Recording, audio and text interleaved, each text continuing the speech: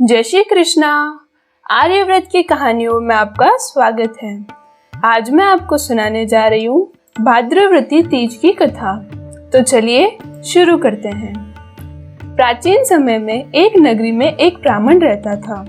उसके 7 पुत्र व एक पुत्री थी।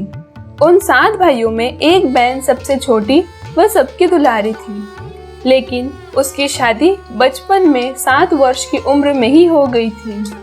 शादी होने के कारण सुहाग का व्रत पहले वर्ष में आने के कारण उनकी माँ ने उसे काजली तीज का व्रत करवाया और माँ ने उसे उस दिन मंदिर ले गई।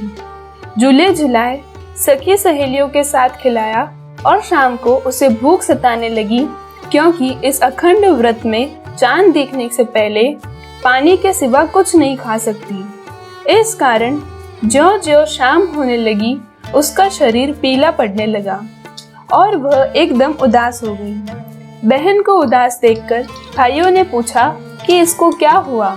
तब माँ ने कहा कि पहले वर्ष की तीज होने के कारण इसको तीज का व्रत रखवाया और जब तक चांद नहीं दिखेगा तब तक ये सातु नहीं पाशेगी। तब भाइयों ने सोचा, पता नहीं चांद कब दिखे, अपने इसे झूठा चांद दिखा देते हैं। एक भाई ने कहा कि मैं पहाड़ पर जाकर घास जलाता हूँ और उसके आगे छलनी लगा देते हैं। एक भाई बहन को लेकर चांद दिखाता है कि वह चांद दिखने लग गया। तब वह चंद्रमा को अर्घ देकर उनका पूजन करती है और सतु भोग लगाती है। और जैसे ही पहला कवा लेती है उसमें बाल आता है और जैसे दूसरा कवा लेने लगती है तब उसके ससुराल से बुलावा आता है कि आप बाई को ससुराल भेजो, क्योंकि इनके पति और आपके जमाई शांत हो गए हैं। तब माँ इसे ससुराल भेजने को तैयार करती है। तब कहती है कि सासरे में जो भी छोटे बड़े मिले सबको पगे लगना और आशीर्वाद लेना। अगर देरुत्री जेठुत्री पालने में हो तो उनको भी पगे लगना। इस तरह वह ससुराल गई तो सभी ने सुहाग का आशीर्वाद दिया। वह पहुंची तब तक उसके पति को शमशान घाट ले गए थे जलाने के लिए। तब वह वहां पहुंचकर अपने पति को जलाने नहीं दिया और वह अपने पति को सिर गोद में लेकर गई और सबसे कहा कि आप सब घर जावे, मैं इनको लेकर बैठी हूँ जब तक ये ठीक नहीं होवे।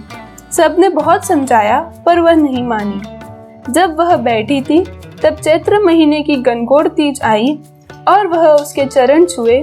तब उसने कहा, मेरा दोष नहीं है, पीछे आ रही बहन का होगा।